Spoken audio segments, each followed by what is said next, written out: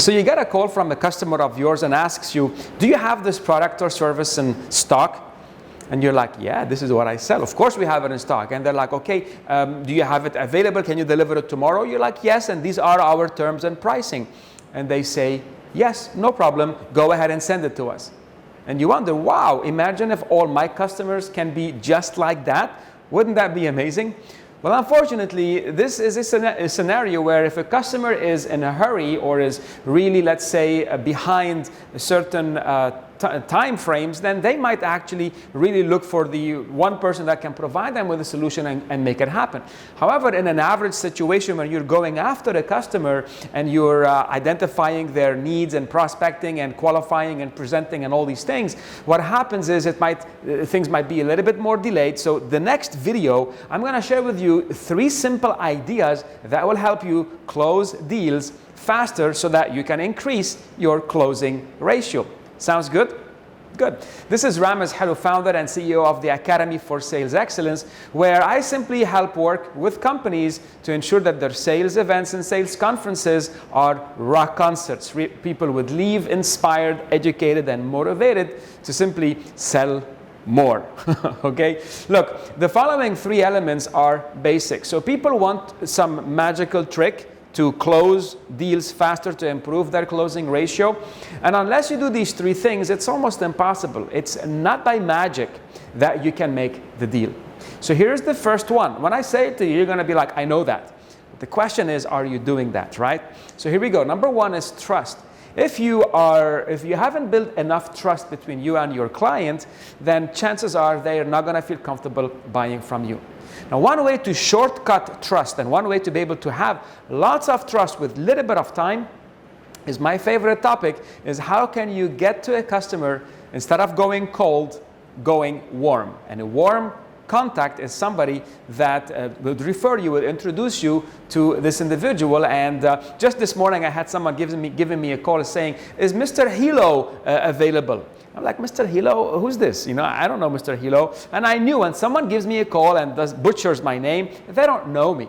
However, if somebody gives me a call and says, hi, is Ramez there? Hi, Ramez, I'm so-and-so. I'm a friend of, let's say, my friend Marcin or whatever. Like, oh, yeah, did he tell you I was going to give you a call? And the phone call continues.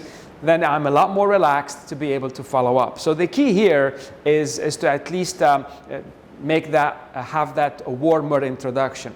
Number 2, it's really about the need. You see, people are not going to buy something where they do not see the need for. And a lot of time, people, in order to find customers that have the need for your product, I'm sure you know what is known as the target market. So every business, every customer needs, every seller needs to have a clear picture of who are their ideal customers. So if you don't know who are your ideal customers today, make sure you find that out, okay, quickly. Because if you're talking with the wrong people, the need isn't going to be there. So once the need is there, we need to look at the ability. So of course, the ability is, do they have the need? And number 2 is the willingness. Willingness meaning, does the individual have the authority to spend the money, and does he have the motivation? And the motivation really, it's mainly on the business and personal side. So does your product and service help someone achieve a certain goal, personal goal or a business goal? Or does it help them solve a certain problem, avoid a certain situation from happening so that they know that it's worth the investment? So again, everything has a price, everything has a value. So people are always thinking, is what I'm paying equivalent to the value that I'm getting? If I'm paying more, then of course it's not going to happen. However, if I have more value than what I'm paying, it makes a lot more sense. And your job as the seller is to find out what people value and show them how they can get that with you. Last but not least is what you offer them needs to fit the bill or needs to fit their need. If what you offer them doesn't fit their need, then just tell them.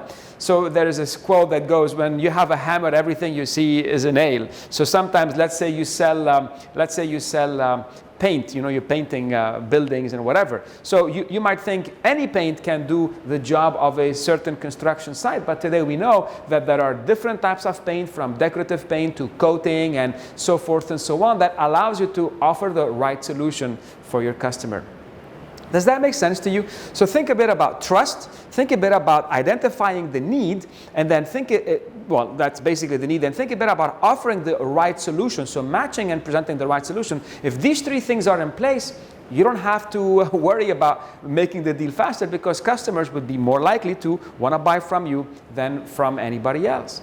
So these are the simplest three ideas. It's never going to be at the very end where you simply, let's say, try to trick someone into buying something from you. Some people ask me, Ramez, can you give me some closing techniques? Well, the only closing technique I can tell you is make sure that you have built trust with someone, that you have identified their need, and that you offer them the right solution, and then ask to start their relationship. And it's really about not closing the deal, because we don't close it, we're starting that relationship. Make sense? Great. So you know these things. Are you doing them? What can you take right now and help you to build better trust with someone? And sometimes building better trust is not necessarily selling them something, but helping them achieve a certain goal. So who on your list of prospects you know that you are speaking with, that you know might have a certain need, not necessarily your product, but on a personal level, and you might be able to send them an article or let them know of maybe this video or whatever, so that they see you as someone helping them get what they want to get, and eventually they'll help you get what you want to get.